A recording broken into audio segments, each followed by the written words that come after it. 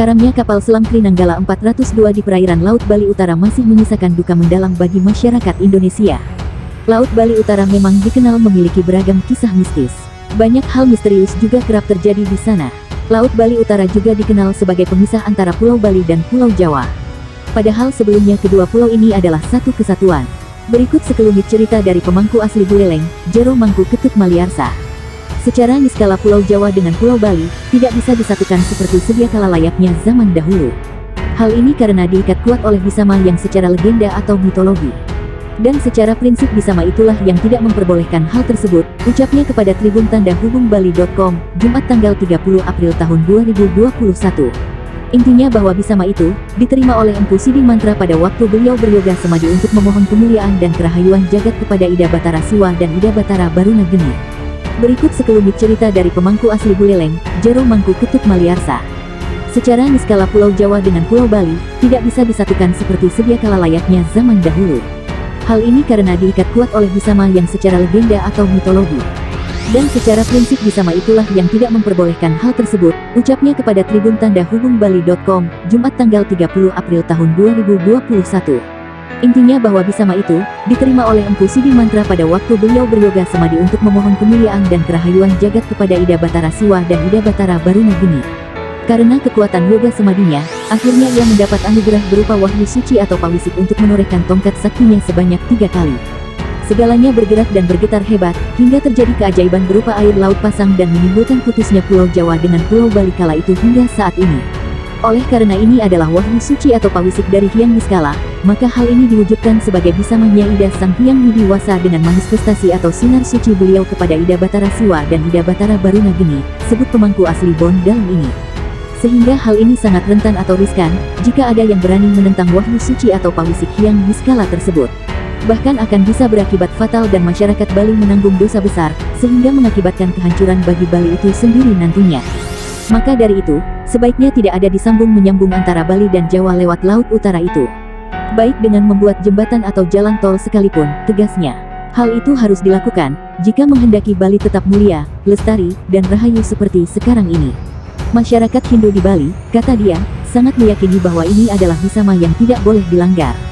Bisama ini terjadi dengan perantara Empu Sidi Mantra dengan kekuatan jenana beliau yang sangat tinggi, Sakti Mandraguna, sehingga disebut Bisama Empu Sidi Mantra. Kemudian apa itu Bisama? Ia menjelaskan bahwa jangan menganggap remeh Bisama. Menurut Ida Pedanda Putra Telaga, mantan Ketua Umum Parisada Hindu Dharma, kata dia, disebutkan bahwa Bisama adalah piteket, perintah atau titah yang berisi pewarah-warah dari leluhur yang mengandung nasihat, dengan tujuan mengatur dan tidak boleh dilanggar agar tidak salah atau berdosa. Maka dari itu, sebaiknya tidak ada disambung-menyambung antara Bali dan Jawa lewat Laut Utara itu. Baik dengan membuat jembatan atau jalan tol sekalipun, tegasnya. Hal itu harus dilakukan, jika menghendaki Bali tetap mulia, lestari, dan rahayu seperti sekarang ini. Masyarakat Hindu di Bali, kata dia, sangat meyakini bahwa ini adalah Bisama yang tidak boleh dilanggar. Bisama ini terjadi dengan perantara Empu Sidi Mantra dengan kekuatan jenana beliau yang sangat tinggi, Sakti Mandraguna, sehingga disebut Bisama Empu Sidi Mantra. Kemudian apa itu Bisama? Ia menjelaskan, bahwa jangan menganggap remeh Bisama. Menurut Ida Pedanda Putra Telaga, mantan Ketua Umum Parisada Hindu Dharma, kata dia, disebutkan bahwa Bisama adalah piteket, perintah atau titah yang berisi pewarah-warah dari leluhur yang mengandung nasihat, dengan tujuan mengatur dan tidak boleh dilanggar agar tidak salah atau berdosa. Bahkan Jero Gede Ketut Subandi, mengatakan bahwa Bisama berarti piteket yaitu pemberitahuan, pernyataan, nasihat, perintah, dan teguran kepada umat Hindu agar tidak berakibat fatal berdosa.